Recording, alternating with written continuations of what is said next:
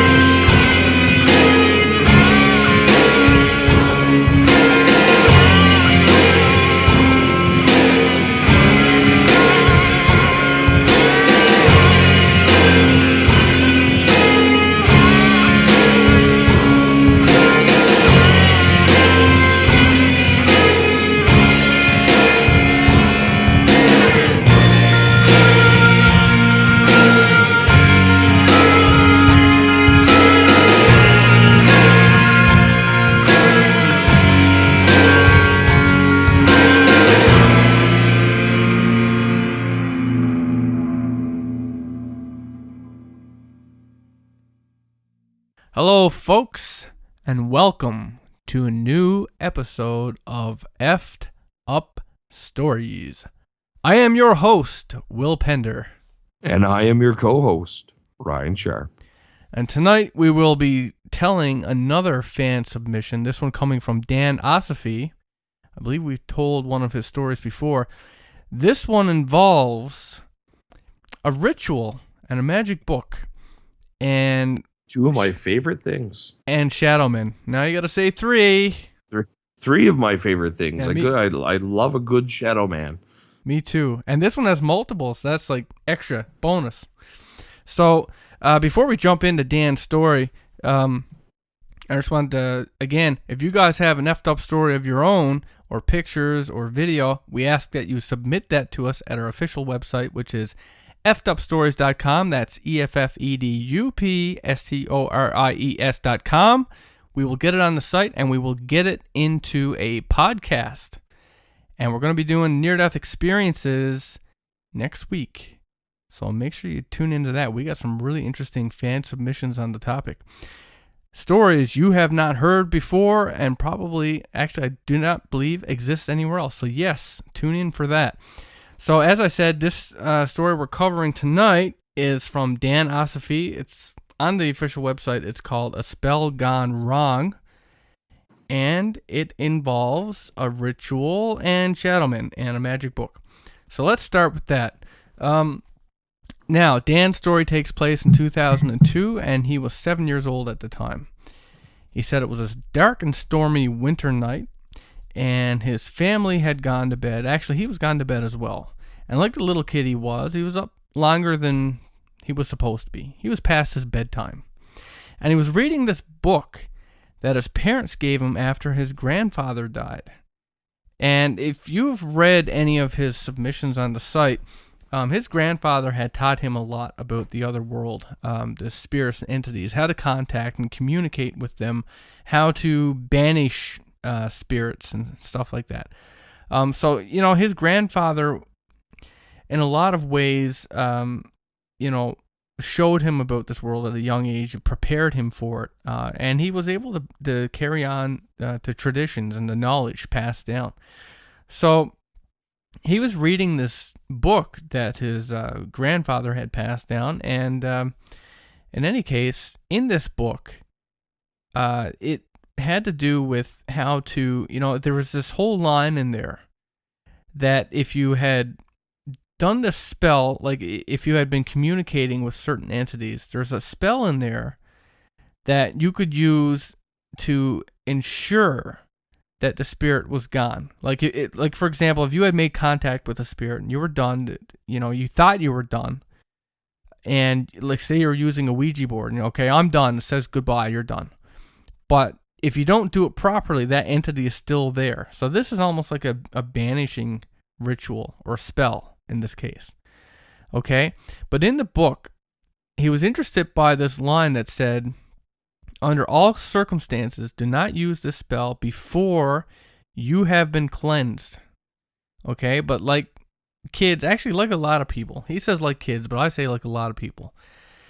You get curious what would happen if you did it the wrong way. What would happen, he was thinking, if he did this before he got cleansed. So that's what he set out to find out. He set up the white candles. He circled them all around him. So he had a circle of candles around him, and he began the spell. And he doesn't remember what the spell exactly consisted of, but he remembers that he read it out loud. And after he did so, the fire that was the fire on the wick of the candles, they began to grow larger. As he finished the spell, it grew in intensity, like very noticeably so. He said it was kind of similar to what you'd see in the movies, when an evil presence or whatever would enter a room. And then, this part of the story really painted some interesting visual imagery to me. But he said as he finished, he began to see shadows, multiple shadows, shadow people. And they began to run around the circle of candles. They were running the perimeter very quickly, as if to trap him. They were running so fast, it was almost like a blurring of a wall of shadow people running around him. And he got the impression that they were getting ready to attack him. So he said he began to get scared. And compared to, at the young boy at the age of 6,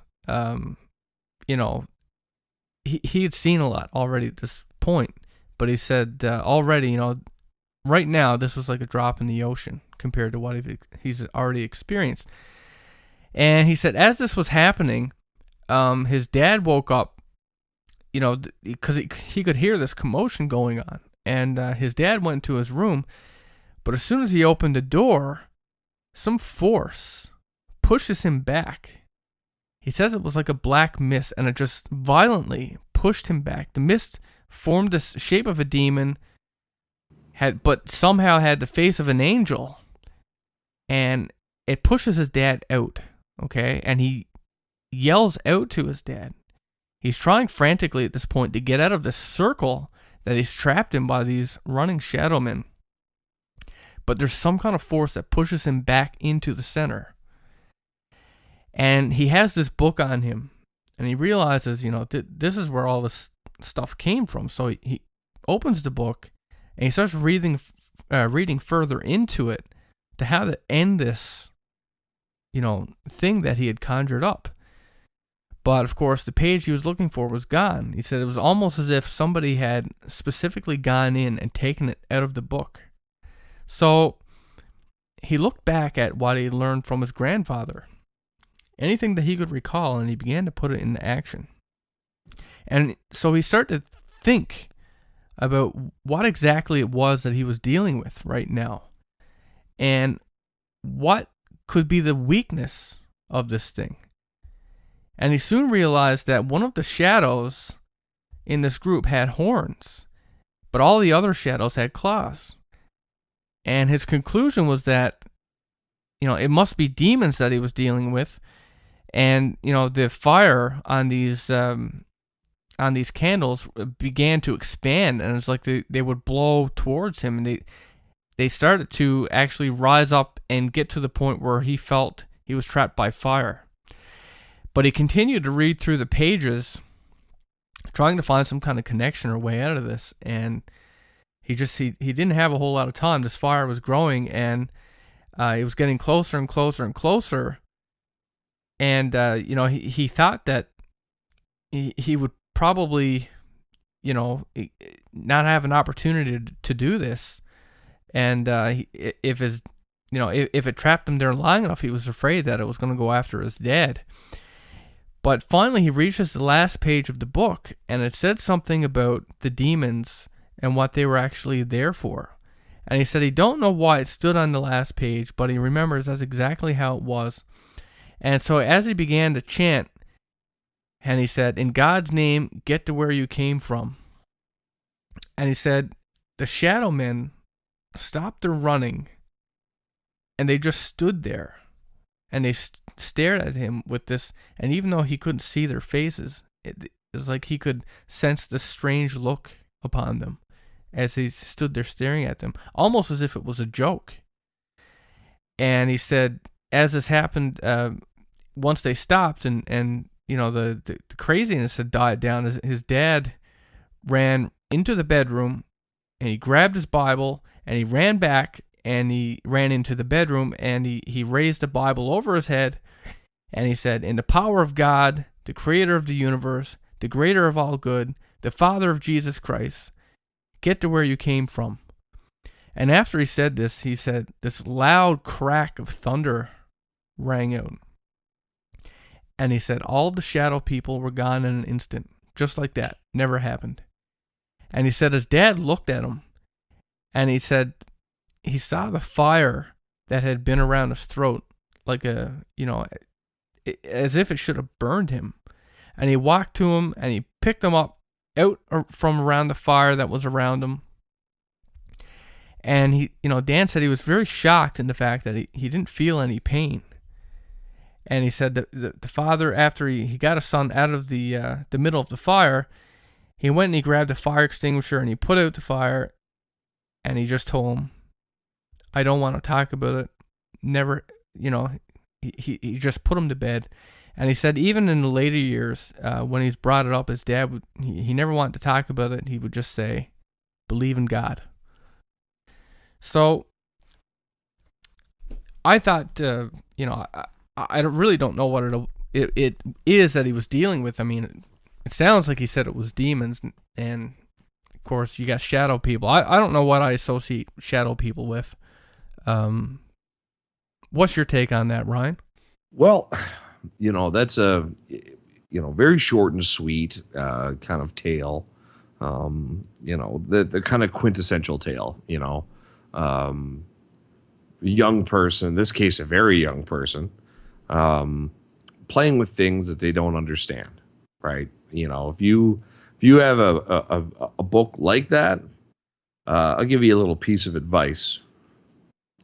Memorize the book before you start doing things. You don't want things to start getting out of control, and then you have to look into the table of contents to find the part of the book which tells you how to get things under control. So the shadow figures.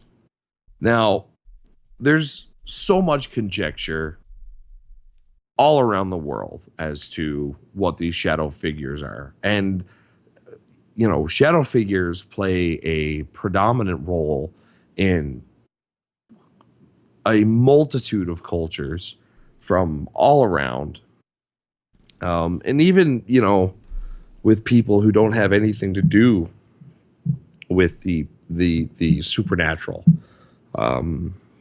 Sometimes they're associated with UFOs and crypto creatures or cursed objects, demons and fairies and jinn. Now, my personal take on the shadow figure is pretty simple. We live in a spatial dimensional, one temporal dimensional universe. So we live in a 4-dimensional universe. There's up, down, back, forward, left, right. And then we have one temporal dimension. And that's just a single direction, an arrow going from past to present. And it pierces, or past to future, I'm sorry, which pierces through the present. The present is literally the transition period between past and future. And it's that state that we're always in, the present. Now, what happens in the many worlds interpretation of our universe, if we're going to, kind of add a scientific bent to this, when you have something that's from a universe where the physics are a little different, if you're dealing with an entity who comes from a different set of rules for physics, Maybe it's a universe that's very close by. It's a dimension, a realm that is very close to ours, but not here. It's somewhere else. These people are from elsewhere. These beings are from elsewhere. Now, if you were to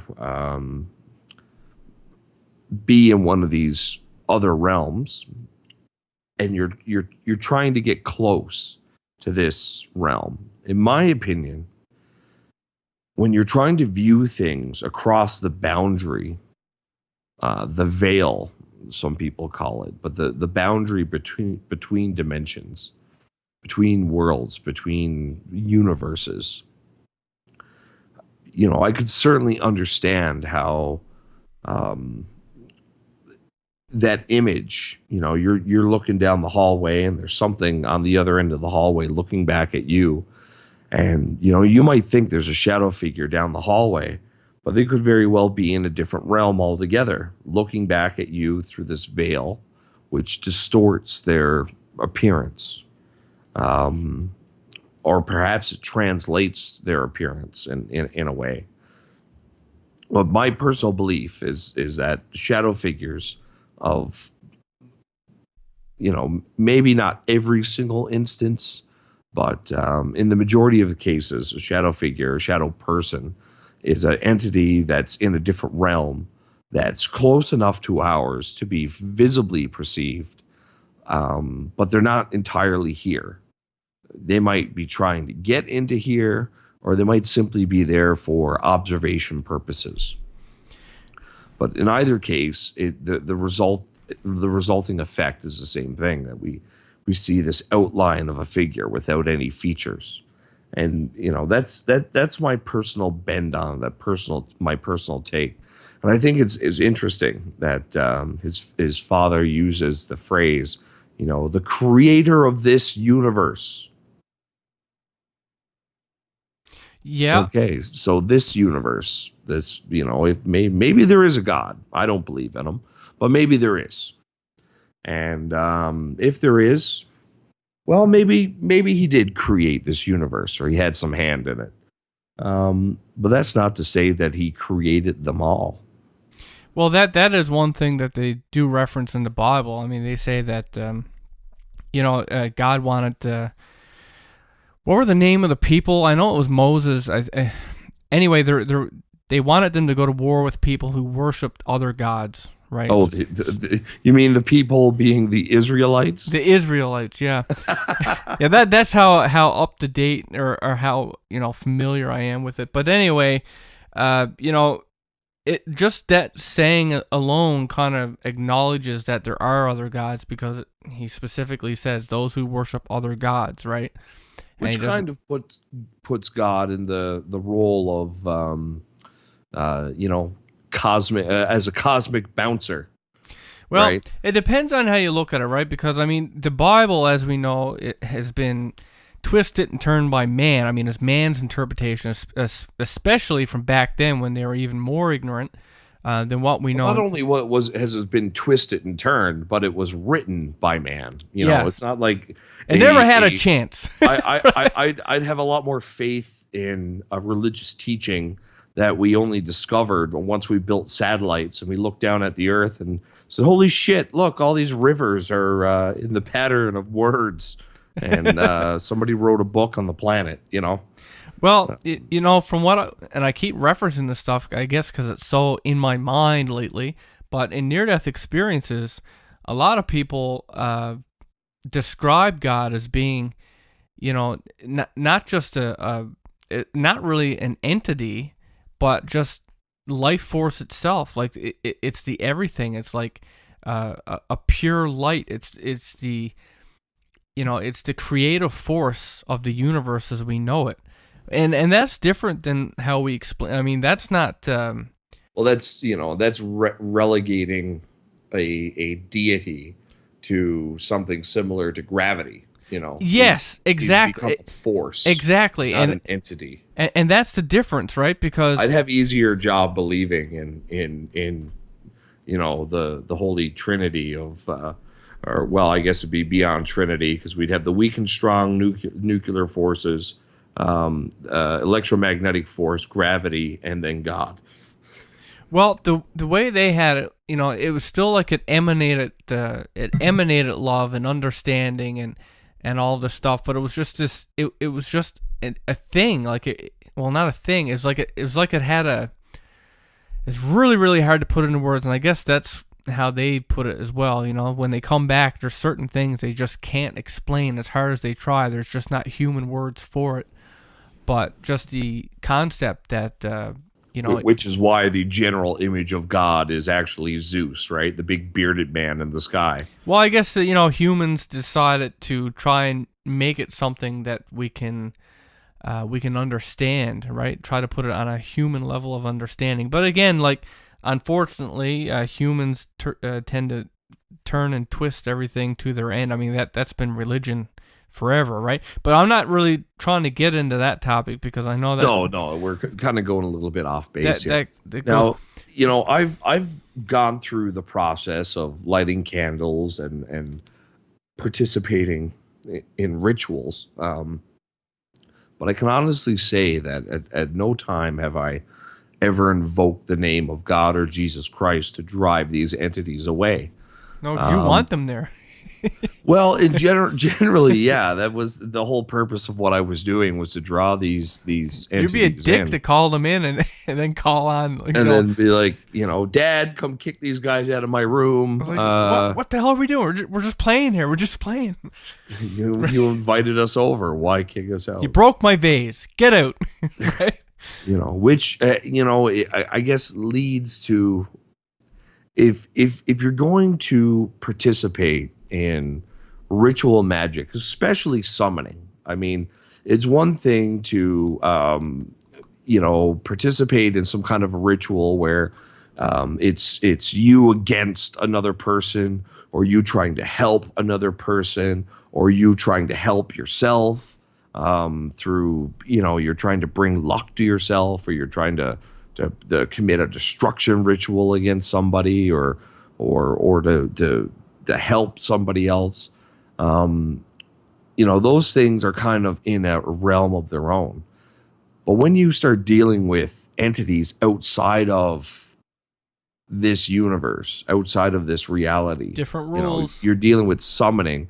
We're talking about a whole different ball game now, a whole different level.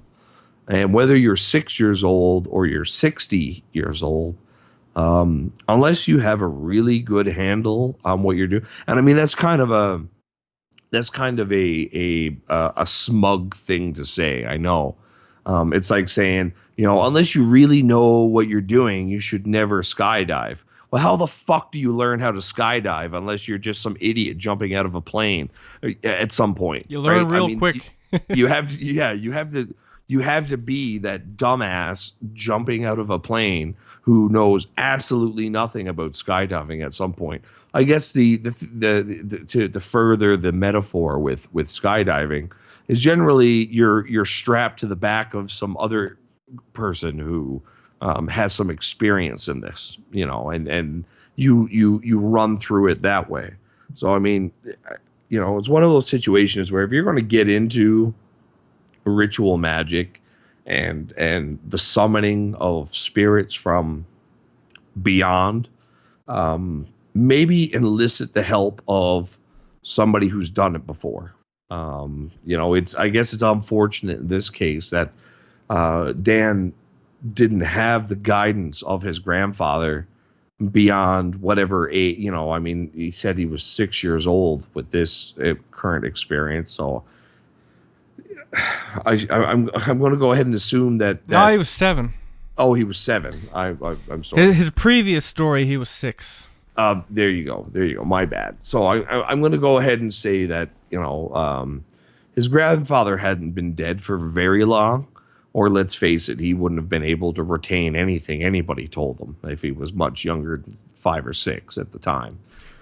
So in this instance, it's unfortunate that he didn't have more guidance, but here we run into the age-old problem, when it's the same thing whether you're delving deep into science or delving deep into ritual magic.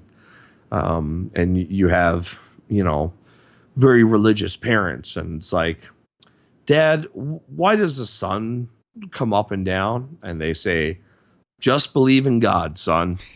Like, you don't need to ask any questions. Just believe in God.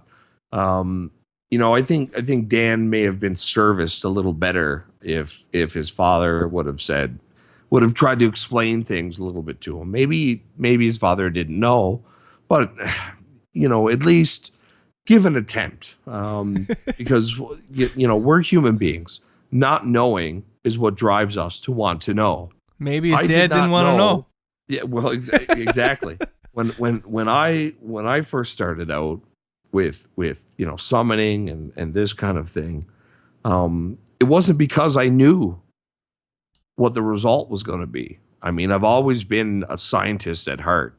And whether that experimentation took place in a beaker or under a microscope, or in a ritualistic setting with a few drops of blood and my own focus and will and words of power, it's still the same thing.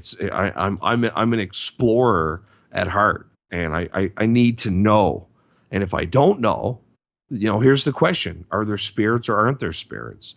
Well, I'm going to go and find a way to answer that question, right? And I think that's how many horror movies start, and and I think they start that way. It's because it's a theme. It's a historical theme that has been with us for thousands of years. Hence the phrase "curiosity killed a cat," right? But yeah. Well, that, and because cats put themselves in stupid situations all the time. The cat that decides to sleep in the fan of your car. Yeah.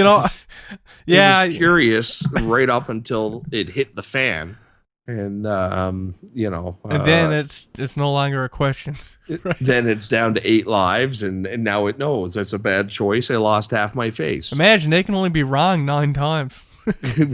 Right? So, well, we can only be that wrong once. Yeah, that's true. That's true.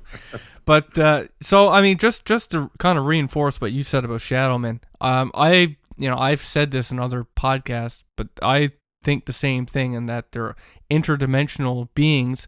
And one really good case I think that says that for me is the infamous case on Skinwalker Ranch.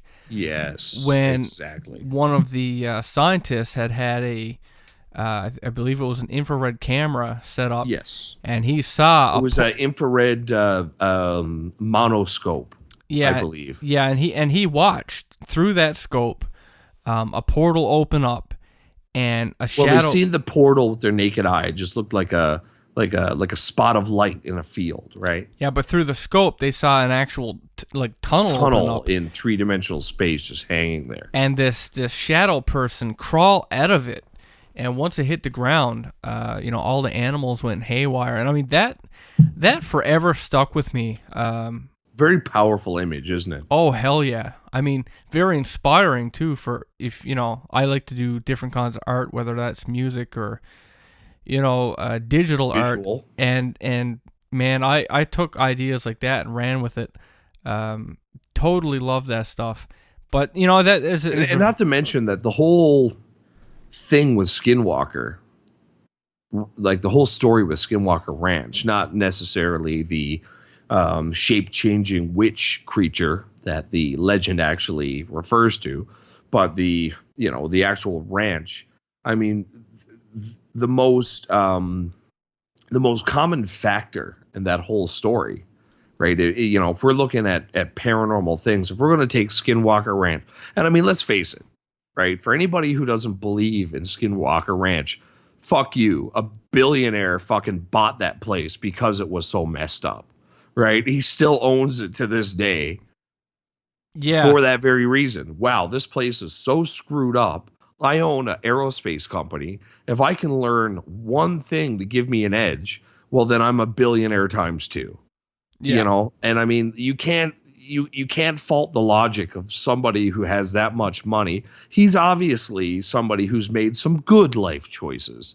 and knows how to hop onto an opportunity when he sees it. But getting back to the overall theme of Skinwalker was very dimensional in my mind, right? You had these windows opening in the sky that the protagonist of the Skinwalker story, I always mix it up. I can never remember if his real name was Sherman or Gorman or Tom or Ted.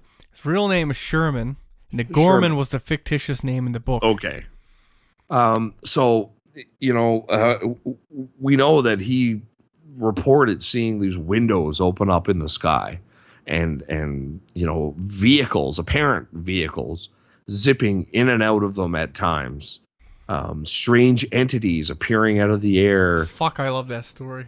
So many different experiences that just seem to manifest out of nowhere.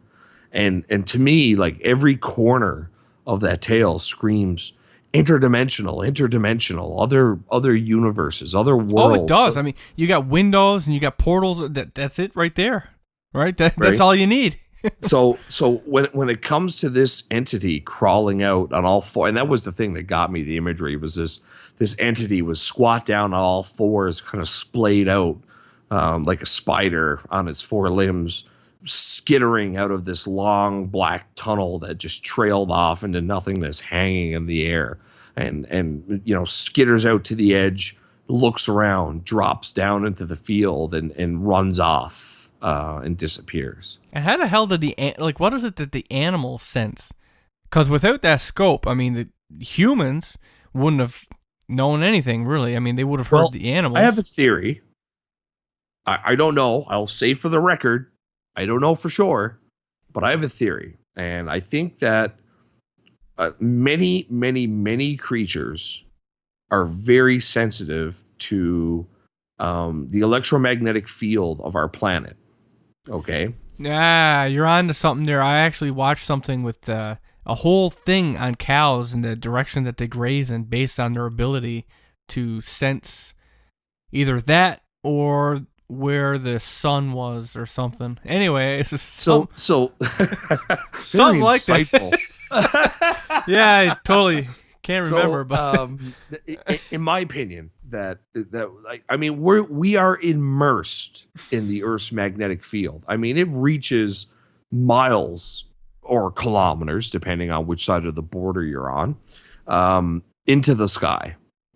It is a very powerful, all-pervasive, all-encompassing field of energy. Now, you and me, we're not really connected to that. We live in a house. We're not connected to the earth, is what I mean. Is we live in a house. We're surrounded by electronic devices with motors and wires everywhere. We wear shoes with rubber on the bottom of them. I mean, there's a whole movement of people who believe that in order to make yourself healthy, you need to reground yourself to earth. And they literally spend so much time a day either digging around in the garden with their bare hands or walking around on the bare earth with their bare feet to regain a kind of connection. I mean, that makes sense. If you look into the whole balance and unbalance of electrons and objects, it's like, you wear wool socks, drag your feet across the carpet and touch somebody, zap. Well, what happened? Well, you built up an excess of electrons in your body, on the surface of your body. When you reach out and touch somebody or touch an object that has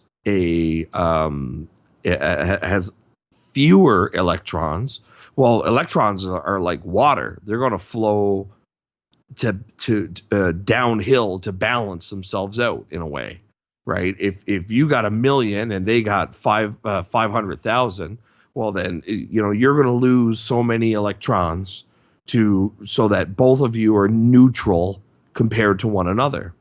And so, I mean, that theory kind of holds a bit of weight in my mind. I don't know if I go all the way. But likewise, I think animals are intrinsically more connected to the Earth's natural magnetic field and the actual charge of the earth beneath their feet. And I mean, when something comes here from another dimension, even when something comes here from outer space, there's the whole reason why comets look the way they look is because they're outgassing, and there's a whole electrical thing that happens there where they're changing charges, because the whole part of our solar system has a different charge than stuff that's way out in the outer part of the solar system. That's just basic electrical dynamics, I guess is the word here. So if you got something coming here from another dimension, I would put a serious amount of money. If we could actually determine an answer, I would actually bet a significant amount of money on there being a significant disturbance to the Earth's natural magnetic field when things come here from another dimension. Because the physics are all wrong. The physics are all wrong. And I mean, physics, we know, and if you listen to Neil deGrasse Tyson for 15, 20 minutes, I mean, he will make you a believer. What physics is known. We know what makes the planets spin, and what makes the Earth do the things that it does, between earthquakes and storms and tides and all these different things that go on in our natural world. I mean, we, to a degree, understand how it works, and it's because of physics, because things are repeatable. There's an actual framework in which things operate in. But at the same time, I've experienced enough of my life to say that while I am a firm believer in the scientific principles and physics and biology and chemistry, I know that there are things outside of those principles, things that are at odds with those principles and that fly in the face of it, and even to the point of disturb those principles. When you have something disappearing and appearing out of thin air, I mean, that flies in the face of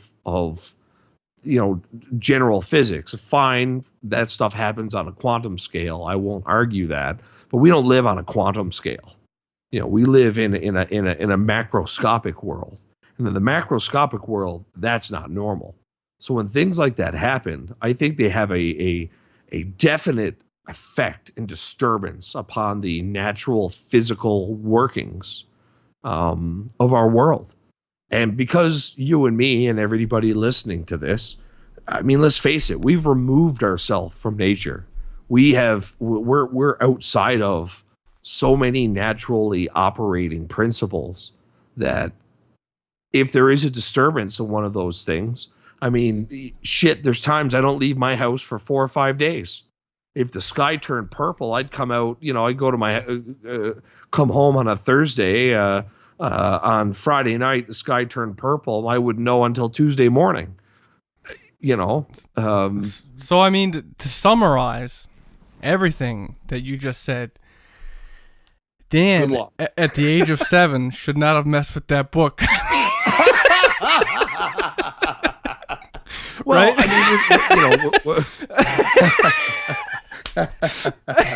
A little long-winded of an answer. Yeah. But I think that what we are talking about is extra-dimensional entities. I mean, that's the main focus of this story. It is. However, obviously the scientists at Skinwalker Ranch didn't use candles in a book to summon that entity. Yet there he was, right? Or there it was.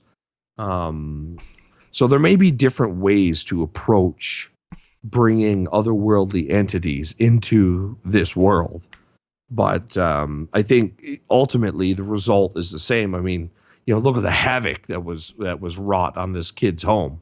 I guess Dan's not a kid now, but look at what happened. I mean, they had to get a fire extinguisher and a Bible, and there was a whole thing that went on. So in summary, yeah, don't fuck with the book. All right, so I mean we're like 40 minutes into this, but that's the moral of the story. Don't read books you don't know anything about. So, anyway, I appreciate the story because I love Shadow Men and I love the whole thing with spells and stuff like that. And when I read, definitely a fantastic story. And like when I read, you got to go out to Dan for having the courage to tell it. oh hell yeah! And the thing is, like, and I've read a couple of Dan's stories now. They're super interesting. I mean, obviously he's had a very interesting upbringing due to his grandfather. I mean, he's learned many interesting things. His grandfather taught him many interesting things, and I mean, look how young he is when he's dealing with this stuff. And for me, I mean, just being such a fan of, I'm a fan of the paranormal in general, but I love Shadow Men. Like, in fact, I think that at some point you and I should do a podcast that's totally nothing but Shadow Men.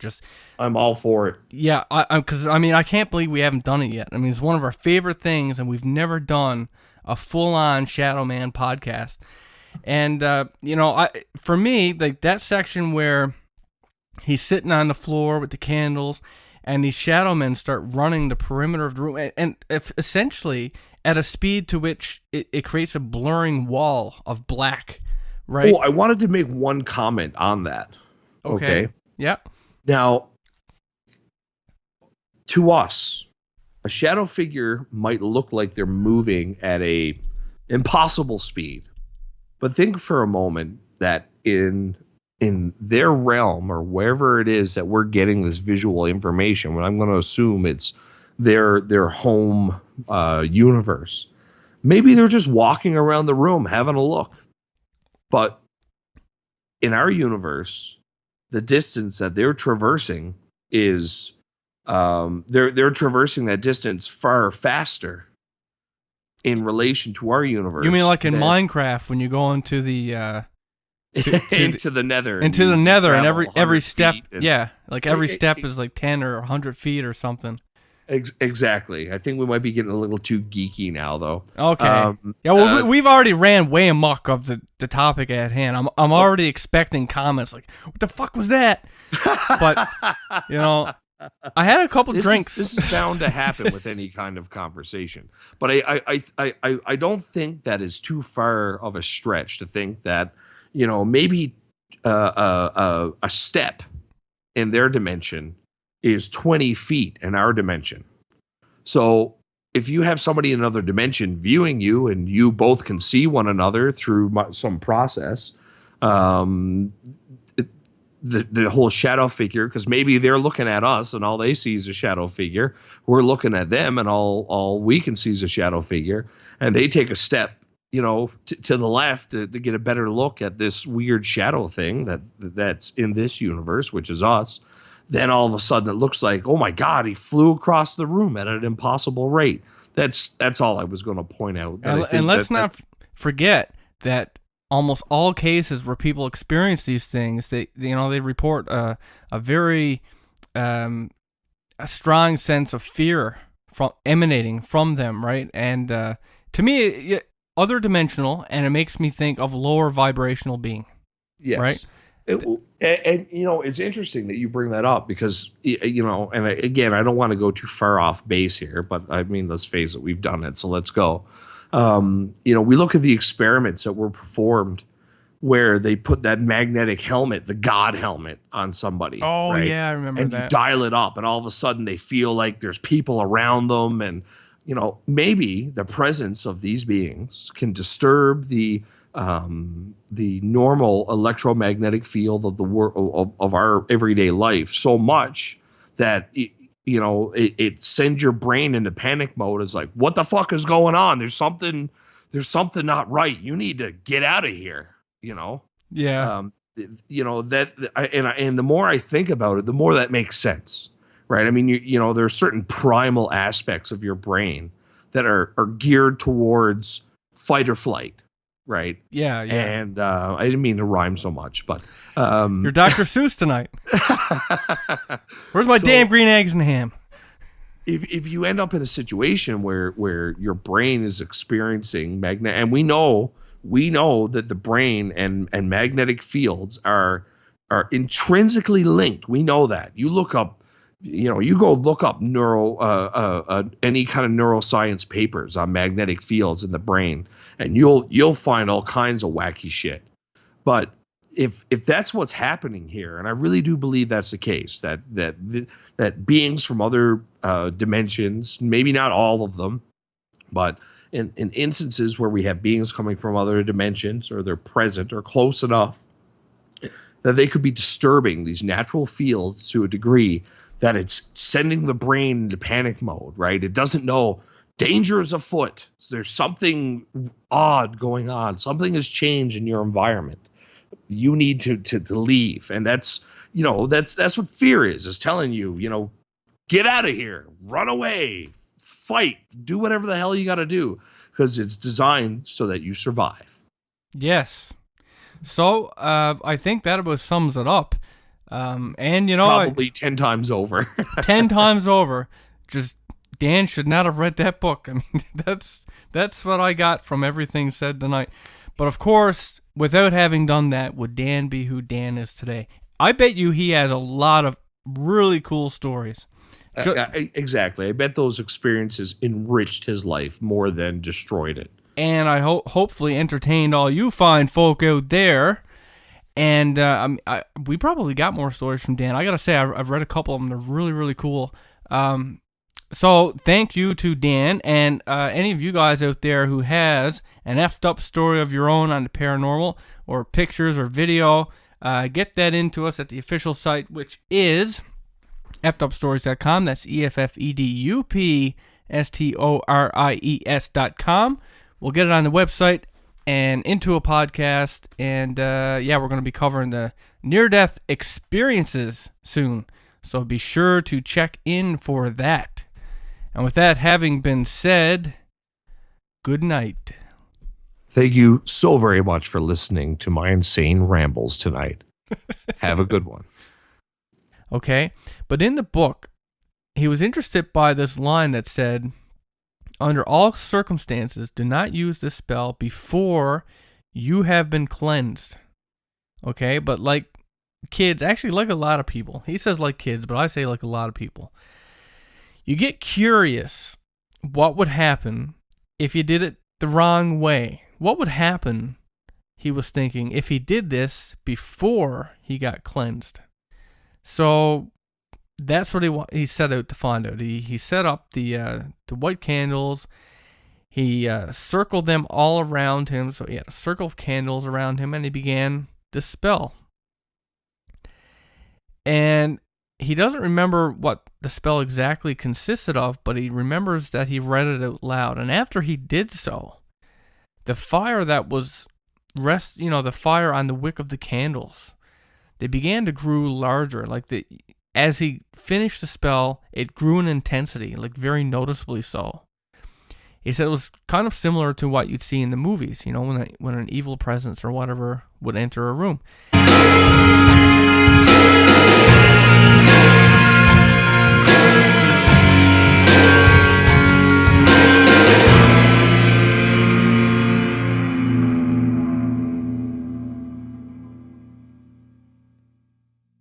Hello, folks, and welcome to a new episode of Effed Up Stories. I am your host, Will Pender. And I am your co-host, Ryan Sharp. And tonight we will be telling another fan submission, this one coming from Dan Osafi. I believe we've told one of his stories before. This one involves a ritual and a magic book. And two of my favorite things. And Shadow Men. Now you got to say three. Three of my favorite things. Yeah, I love a good Shadow Man. Me too. And this one has multiples. So that's like extra bonus.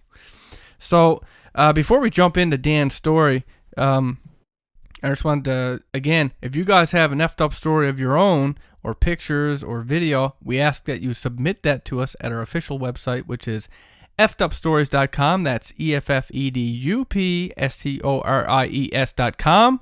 We will get it on the site, and we will get it into a podcast. And we're going to be doing near-death experiences next week. So make sure you tune into that. We got some really interesting fan submissions on the topic. Stories you have not heard before and probably, actually, I do not believe exists anywhere else. So yes, tune in for that. So as I said, this story we're covering tonight is from Dan Osafi. It's on the official website. It's called A Spell Gone Wrong.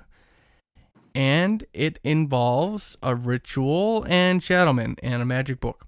So let's start with that. Now, Dan's story takes place in 2002, and he was 7 years old at the time. He said it was a dark and stormy winter night, and his family had gone to bed. Actually, he was gone to bed as well. And like the little kid he was up longer than he was supposed to be. He was past his bedtime. And he was reading this book that his parents gave him after his grandfather died. And if you've read any of his submissions on the site, his grandfather had taught him a lot about the other world, the spirits and entities, how to contact and communicate with them, how to banish spirits and stuff like that. So, his grandfather, in a lot of ways, showed him about this world at a young age, prepared him for it, and he was able to carry on to traditions and the knowledge passed down. So he was reading this book that his grandfather had passed down, and in any case, in this book, it had to do with how to, there was this whole line in there that if you had done the spell, like if you had been communicating with certain entities, there's a spell in there that you could use to ensure that the spirit was gone. Like like for example, if you had made contact with a spirit and you were done, you thought you were done, and like say you're using a Ouija board, and okay, I'm done. It says goodbye, you're done. But if you don't do it properly, that entity is still there. So this is almost like a banishing ritual or spell in this case.